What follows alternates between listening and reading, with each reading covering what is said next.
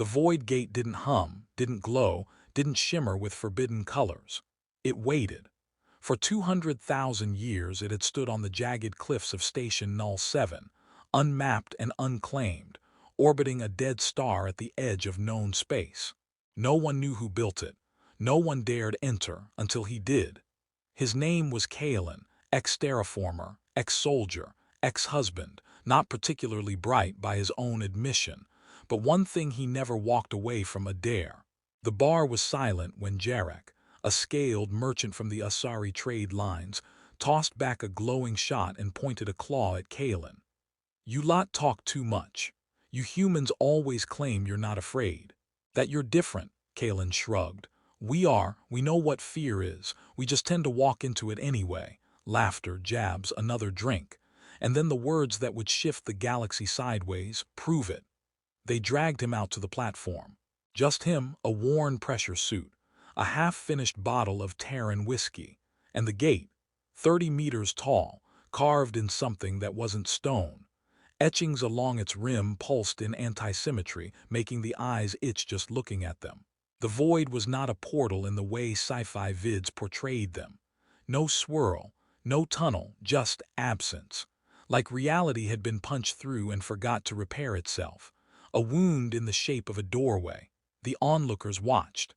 No one expected him to go through. The dare was a joke, a way to make the humans back down. Kalen didn't. He finished the bottle, tied it to his hip, and stepped through. No light, no scream, just gone. 1 second, 10. The crowd waited for the field to spit him back out in pieces, or nothing at all. But the gate remained silent. 3 hours passed. Then a day. Then 2. Station Null 7's command began drafting the paperwork to mark him permanently lost and close the gate perimeter once more.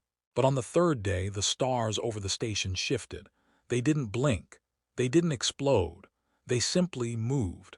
Like something behind them had decided the view needed adjusting. The gate cracked with a sound no mic could capture. Not a bang, not a pop. A thought made audible, and he stepped out.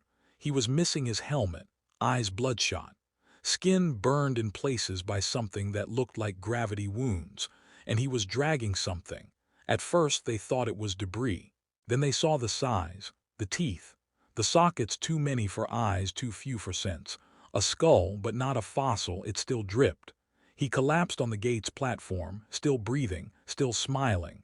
The skull thudded beside him. He didn't speak, didn't roar, didn't explain. He just looked up at the merchant who dared him and said, "Told you, we walk into it anyway." He passed out, but not before whispering one last thing. It wasn't the only one in there. Kalen didn't remember crossing. One moment the platform beneath his boots. The next nothing, not darkness, not cold, not even time. The void wasn't a place. It was a truth too big to fit inside a brain. But humans are funny creatures. They adapt. Kalen's first step felt like sinking into a memory he never had. Sound didn't exist, but meaning did. The void spoke without language.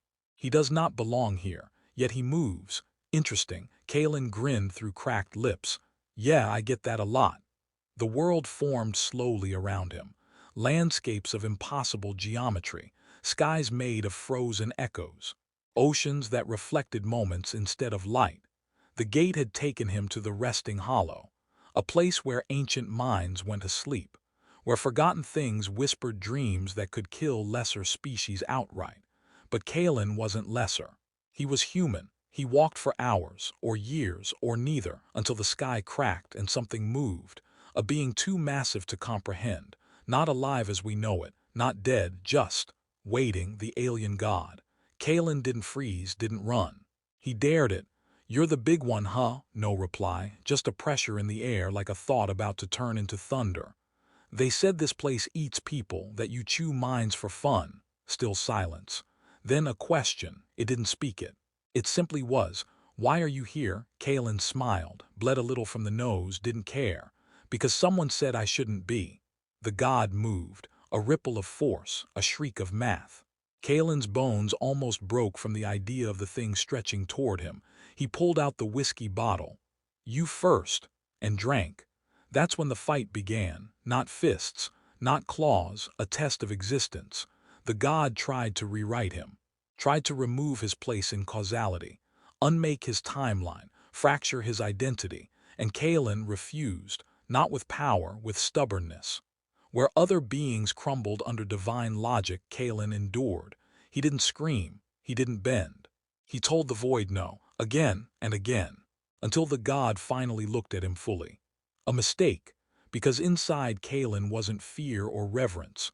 There was rage, not loud, not cinematic, just the human kind, the kind that survives famine, watches planets burn, and still keeps walking forward. He charged, not with weapons, not with Godspeak. He tackled the skull, used the last of his EVA cable, latched it around what should not have been solid, pulled, strained, screamed. And when the void buckled, when the echoes wailed, he broke off the head and dragged it back. It wasn't a win, it was a message, one that said, "You might be gods out here, but I'm from Earth, and Earth doesn't kneel." The station alarm didn't blare. It wailed, not mechanical, not protocol. A shriek built into the foundation of Station Null 7, designed only for one purpose, when something impossible tries to come back. And Kalen had come back, dragging it behind him. A skull the size of a Land Cruiser, its crown etched with living runes, black smoke bleeding from the eye sockets, the sound of weeping geometry leaking from the cracks, not a trophy, a message. The guard stared, weapons raised, then lowered.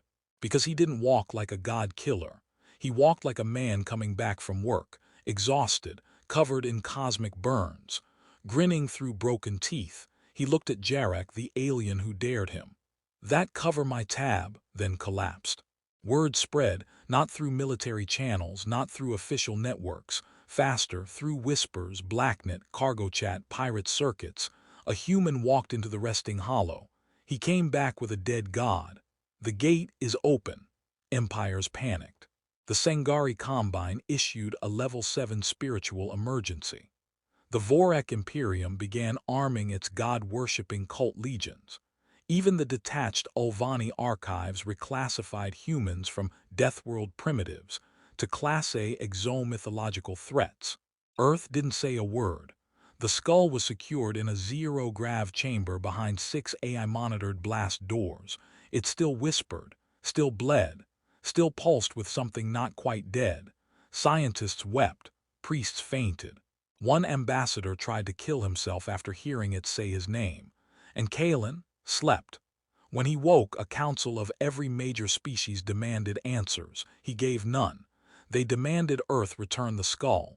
Earth refused. They threatened war. Earth sent a one-line message. You think that was the only human who'd go in? A week later, 4 more humans approached the gate. No fanfare, no orders, just boots, gear, and flasks. They nodded at Kalen as they passed. One said, "Heard you left something in there." The gate opened. They vanished. The galaxy held its breath. The skull stopped whispering on day 10. Instead, it started laughing. The skull never decomposed, never faded, never quieted. Even in containment, it pulsed with cold memory, a warning that breathed.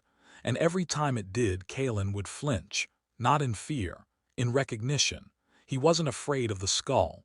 He was afraid of what hadn't come with it. The gate didn't close. No one could make it. Earth sent a team to weld the frame shut, the metal liquefied. Station Null 7 sealed the chamber in carbonite. The carbon began to dream. Priests tried prayer. Scientists tried antimatter. The skull laughed again. The 4 humans who went in after Kalen. One came back, not walking, floating, skin pale, pupils vertical, heartbeat gone. He didn't speak. He just set down something wrapped in thermal cloth and walked away. The cloth opened itself. Another skull, smaller, newer, still alive. Kalen watched the footage in silence. "That's not one of the old ones," he muttered. The director leaned in. "You recognize it?" Kalen lit a cigarette. "No, but it recognized me." He didn't sleep after that, didn't drink, just sat by the viewing window staring at the gate, waiting, because he knew something no one else did. He hadn't killed a god, he'd freed one. And something else had followed him out. Earth finally acted, not with diplomats, with Protocol Sigma Orion. The Voidwalkers, an old division disbanded after the Zarnak's collapse, reformed in silence. No rank, no insignia, just a list. And every name on it was a human who'd been called back by the gate. They didn't study the skulls. They didn't interrogate Kalen. They just asked him one question. "Did you touch it?" He said nothing. They nodded. "That's a yes." And left. The galaxy watched Earth in terror. They couldn't understand it. A species that looked like animals, felt like chaos, acted like children. But when shown the path to gods they didn't worship, they dragged back the corpses. Across 27 worlds, god cults collapsed. Acolytes tore down altars. Prophets set fire to scrolls. Because they're holy visions, the divine nightmares passed down through ages, all began with a human man smiling in the dark. The second skull whispered once, then stopped.